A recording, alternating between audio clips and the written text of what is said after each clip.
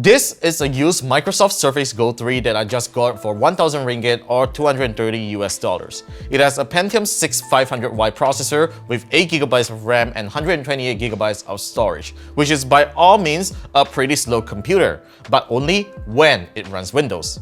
Which is why I decided to turn it into a Chromebook, and boy, it became a super capable productivity and web browsing device. To take things even further, I decided to dual boot Windows and Chrome OS, which is no simple task, and I failed so many times even when I followed almost every Chrome OS and Windows dual boot video on YouTube. So here's a mini review of the Surface Go 3, and I'll share my way of dual booting as well as what works and doesn't in Chrome OS on the Surface Go 3.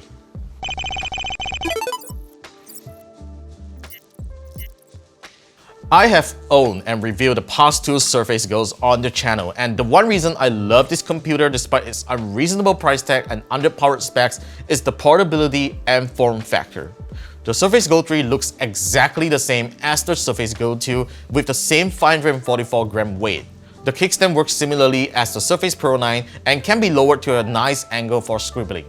And a 10.5-inch Pixel Sense touch display is a bright and almost reflection-free display that you can't find on budget laptops.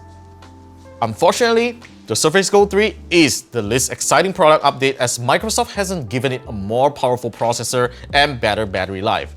I only managed to get up to 4 hours of battery life on my unit even though it only has 44 battery cycles.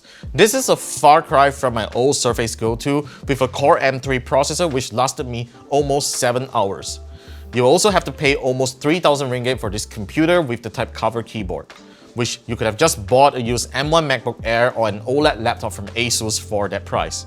But if you can get this computer at a great deal just like me, you are going to love it and even more when you can load it up with a lightweight operating system.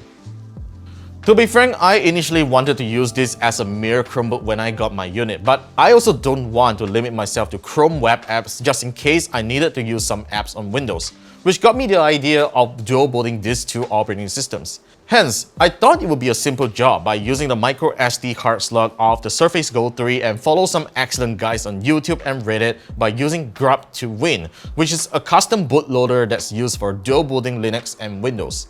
But to my disappointment, none of these guides work on the Surface Go 3, and that's because the UEFI firmware doesn't support booting over the internal SD card reader.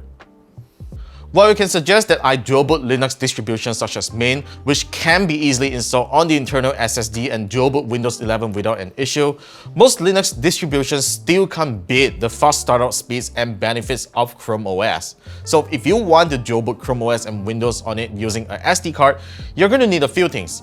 First, a fast micro SD card with at least 80 MB per second read speeds. This is to ensure that you can run Chrome OS without any hiccups. Second, a USB-C dongle or SD card reader with good transfer speeds.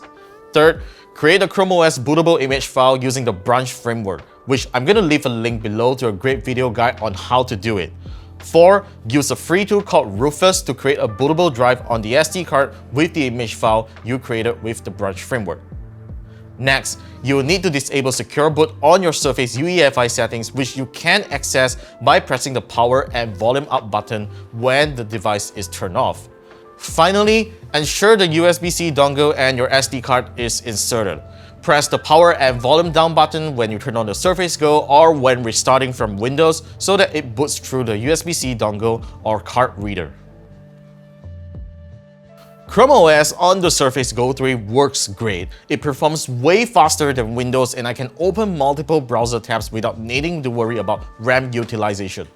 I'm impressed that despite only using an SD card with a 90 MB per second read speed to run the operating system, there's no lags or sudden hiccups. However, the experience isn't perfect either, as both cameras on the Surface Go 3 cannot be used on Chrome OS, so you will need to attach an external webcam if you want to do video calls. The speakers also sound softer than usual than it is on Windows, but that's not an issue if you're always on headphones. Therefore, if you're fine with these compromises, I can definitely recommend using Chrome OS as your main operating system on the Surface Go 3. Overall, I'm very happy with my purchase here, and if you have always set your eyes on the Surface Go 3, I encourage you to check them out at clearance or get a used one to do the same thing as me.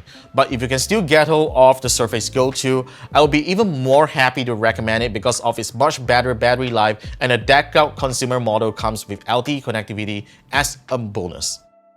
So that's all for my quick thoughts and a simple idea on how to get Chrome OS to dual boot on the Surface Go 3. If you're a Surface Go user looking to do this and have any questions, definitely let me know about it in the comments below and I'll be happy to help. Thanks for watching and be sure to subscribe to the channel for more videos coming right up, and I'll see you in the next one.